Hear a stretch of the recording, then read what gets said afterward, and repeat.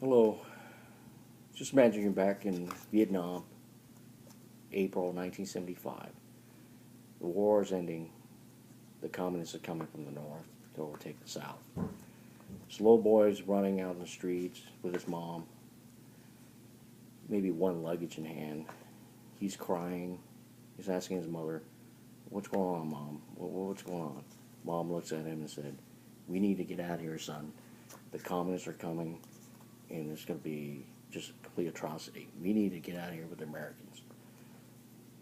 That boy was me.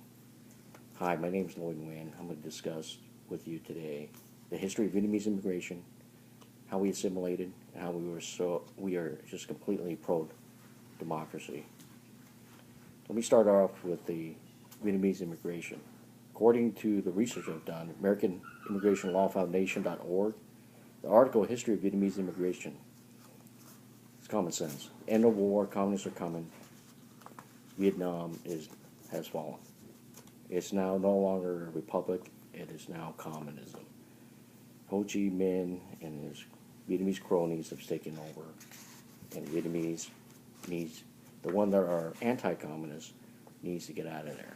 The first waves are the fortunate one that were able to be evacuated by the Americans, and we went to refugee camps.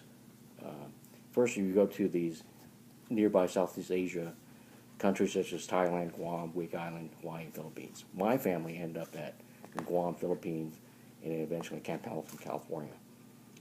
Operation New Life, that's where all these camps are strategically placed throughout the United States. Camp Pendleton, California, Fort Chaffee, Arkansas, Eglin Air Force Base, Florida, Fort Indiantown Gap in Pennsylvania. And my family was fortunate enough to make it through to Camp Pendleton, California, where we were taken care of by United States Marines. Hoorah. That was the first wave. The second wave of Vietnamese, that in the same article was discussed, and that those are the Vietnamese that were left behind and had suffered tremendous atrocity by their communist regime, and they had to escape via boats, because remember, the Americans no longer there. They would get into these fishing boats with literally hundreds of people, thousands of people, and people would fall over and drown. Some died of starvation.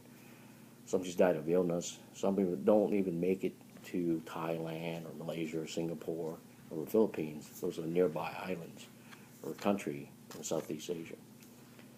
And most atrocity they experience is through Thai pirates. When they get to Thailand, these Thai pirates would rape the women and murder the men. So a lot of hardship these people have to endure. So I talked about two waves of Vietnamese immigration. How do they assimilate into American society?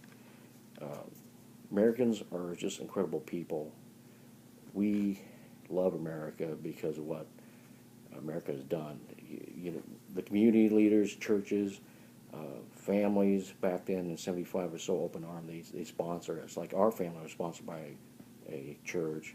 They gave us a house, small house, so we had food, we had shelter. My parents had jobs.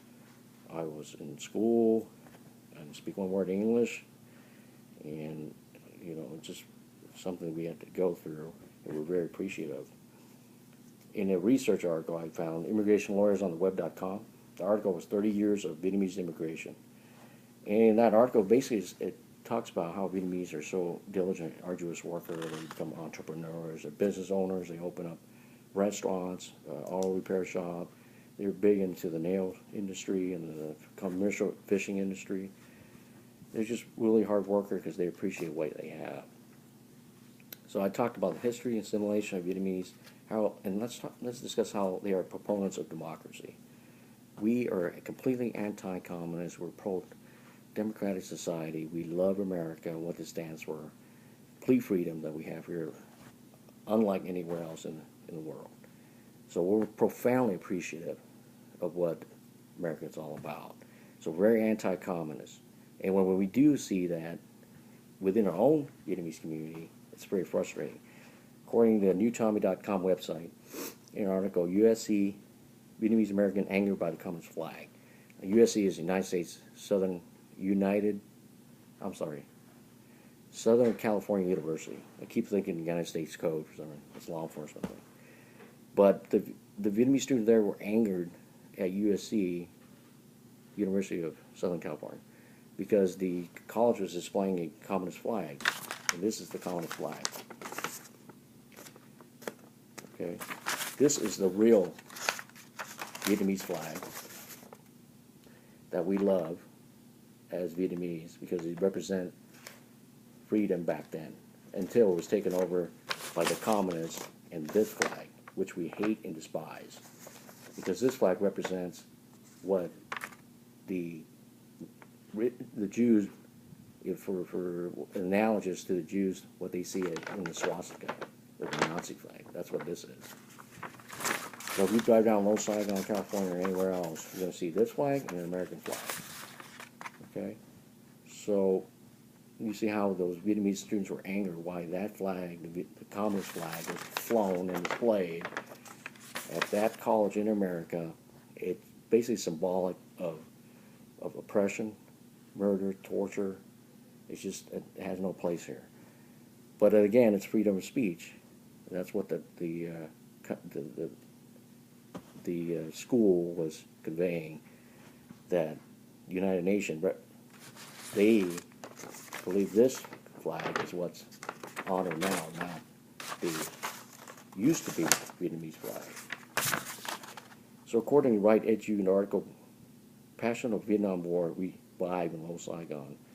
Basically what the article was saying is how another shopkeeper in Los Saigon, California, Westminster, shopkeeper pro-communism, I guess he's here, but he still display Ho Chi Minh, a photo of him, and this flag.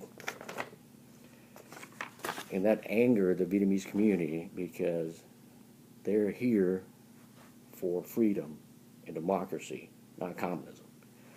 So there's a big riot occurs. I was there as a police officer to protect the shopkeeper because he is protected by the law and freedom of speech, and then to hold back the people that were angry and they want to hurt this guy, and we has our job to maintain peace. So I've talked about the history, the assimilation, how we love America. Let me sum it up in conclusion. I'm going to throw my 2 cents into it. I'm passionate. I'm passionate about this topic. I thank God for the opportunity. I strive to be a productive citizen, and I love America.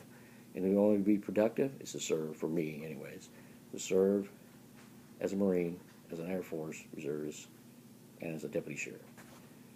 And my gratitude, lastly, is for all service members who have served, who are currently serving, and those who have died, given up their lives for the price of freedom. Freedom is not free. God bless America.